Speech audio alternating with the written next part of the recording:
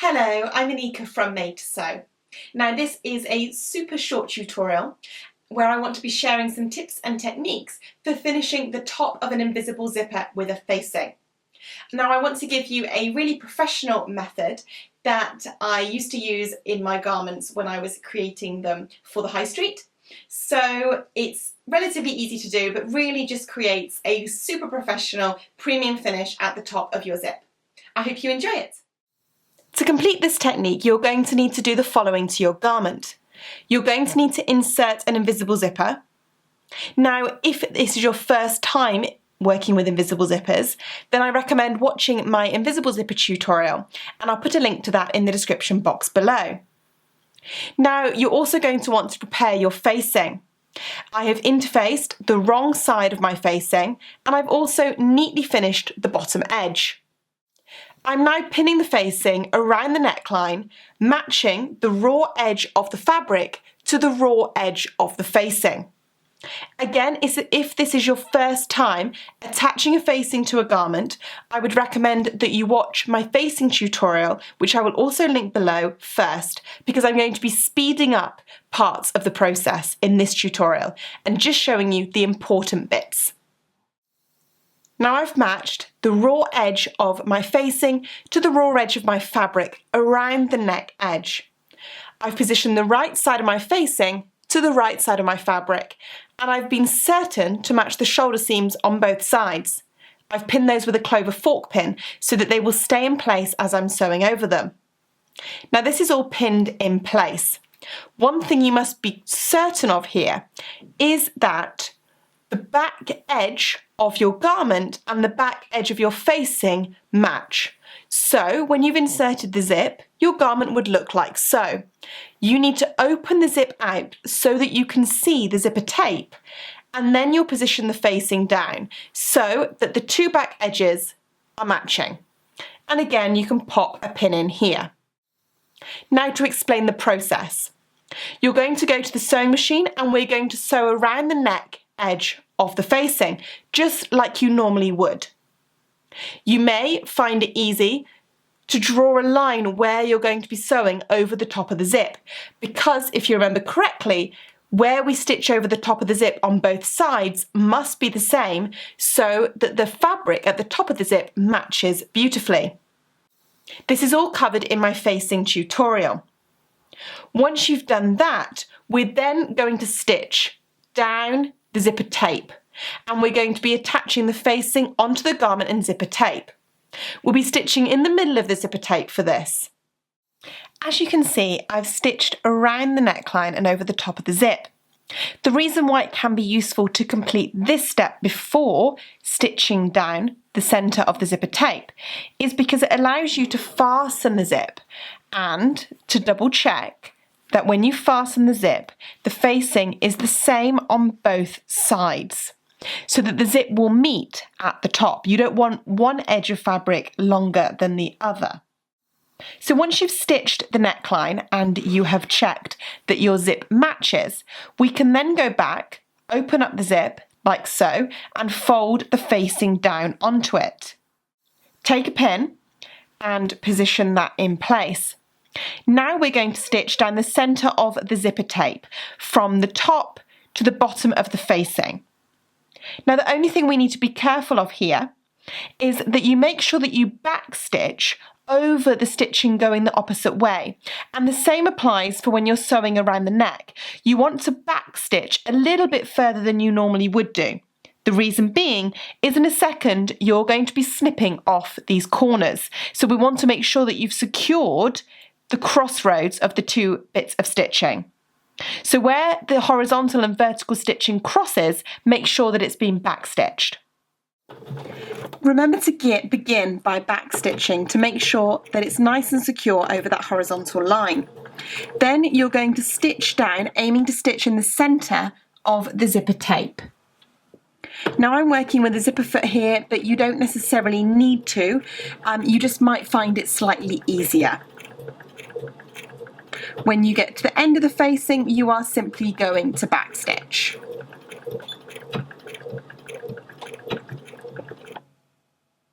And you're going to do that for both sides. Now you should have stitched down the centre of the facing, attaching it to the zip and the garment on both sides. Before I move on, I do like to check that the edge of the facing finishes at the same level on both sides. Now time for the fun bit with the top of the zip. And you can see that I've already done it on this side. What we're going to do here is we're going to turn the zip over. So you want to sort of run a crease right down next to the edge of the zipper teeth. And you're going to be folding the zip over like so. So you're positioning the facing onto the facing, wrong side of the facing onto the wrong side of the facing, so that the wrong side of your exterior fabric faces up. And you really want to wrap this over so that it's really snug on the edge of the zip. What we're going to do now is to stitch across the top of the zip on the same stitching line that you used to attach the facing around the neckline. Draw it on if you can't see your stitching very easily. Backstitch at the start and at the end. So directly across the top of the zip at the same point that you stitched it before. Join me at the machine and I'll share with you how to do this. Now you must stitch over the top of the zip again with it folded in position on exactly the same line of sewing that you used to attach the facing to the garment around the neck. So the first bit of stitching you did to attach the facing onto the garment. If you're worried about this again, or perhaps it's hard to see your thread, maybe mark it with chalk or a removable pen. Again, you're going to backstitch to begin, and then you're going to stitch following that line. Backstitching again when you get to the ends. If you're working with quite thick fabric, then you may find a walking foot or dual feed is useful if you have that option on your machine. And complete the same on both sides. So I've gone ahead and stitched both sides now. And you'll be able to see if you turn this around how this helps. It holds the zip in the right place.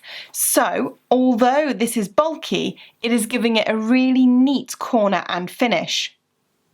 Now to remove the bulk, we need to do some trimming. So this is the usual step that you would do when you've sewn a facing onto a neckline. You will need to trim and grade.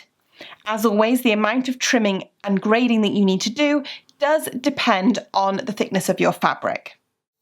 Now you're going to need to go ahead and trim and grade the neckline like you normally would. Again, if you want a more detailed approach to this, please do watch my facing tutorial. And I'm going to be sharing with you here how to trim the top of this zip that we've done. So I've worked my way around the neckline grading my seam allowances. And if you're unsure what to do with your fabric, then I recommend that you do this. So the garment fabric has been left with 1/4 inch to 3/8, which is 5 to 1 centimetre, and I've trimmed that down. And then the facing fabric needs to be smaller, so that's 1/8, 3 millimetres. Now the reason that is the case is because when we turn this to the right side, you must make sure that the seam allowance closest to the outside of the garment is always the largest, so that it hides any steps or staggers if you have more than 2 rows of seam allowance that you are grading. You also will want to clip into the curves, and I stagger them between my seam allowances. Again, I cover this in greater detail in my facing tutorial. Now for the top of the zip, you're going to want to cut it off completely to 1/8, 3 millimetres, and you're sort of cutting the corner off as well if you can. And you can cut all of the seam allowances the same at that point, and then you can sort of graduate up. Just like so. Now you can turn it around, and you're going to really want to poke into that corner using a point turner. And poke everything out. Now if you have a thick fabric, you may want to trim down the sort of back seam allowances here as well. That just depends on your fabric. And you can pull out the zip and look at that neat corner. Now the final thing that you're going to need to do here is something that's called understitching. And we need to understitch to hold the facing down towards the inside of the garment and to stop it from coming out or being seen. Now, when you understitch, we're going to be stitching on the facing, but we're going to be catching all of those seam allowances and pushing them towards the facing. You want to stitch approximately 1/8, 3mm, away from the seam that joins the facing to the garment, but on the facing side. Now, because we had to do this bit to the zip first, we are going to begin approximately 1.5 to 2 inches, which is 4 to 5 centimetres away from the zip. You won't be able to go any closer than that. So we'll start about here, work our way all the way around the neck, and then stop the same distance so that we're symmetrical from the zip on the other side.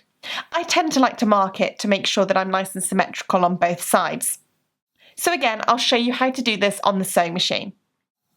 So you're stitching on the facing for the understitching, approximately 1/16 to 1/8, 2 to 3mm away from the seam that joins the facing to the body of the garment. When you stitch, you're pushing all of the seam allowances towards the facing so that you're catching those as well. Now you want to backstitch to begin and at the end, keep it to a minimum, 2 to 3 stitches, and you're simply working your way around, making sure that you're stitching on the facing, catching the seam allowances. Now you want to line this up with something on your foot so that it's nice and accurate, or you can use an edge stitching foot like I'm doing here. You want to start 2 inches, 5 centimetres from the zip and stop the same distance away. And you do want to make sure that when you're stitching this, that you're not causing a pleat between the facing and the garment. So you want to pull them ever so slightly. Just keep the fabric taut. Join me back here when you've done this. So I've now finished my understitching, and if I fasten my zip, I should have a perfect finish on the outside. And it looks pretty good from the inside as well. Now to finish this, you're going to want to go to the iron and give the facing a good press towards the inside. I recommend that you press it from the facing side so that you can make sure that you've got a small amount of the outside of fabric showing at the top of the facing. That means that you won't see any of the facing from the right side of the garment.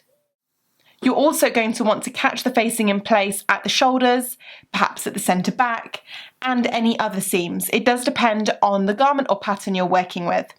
You can sew that in place on the machine or by hand. I really hope you enjoyed the tutorial and that you learned a new technique, and that you're really happy with the invisible zip that you have created. Once again, if you're new to invisible zips or facings, then please link through to our other tutorials. And I will see you again soon. Good luck with your sewing.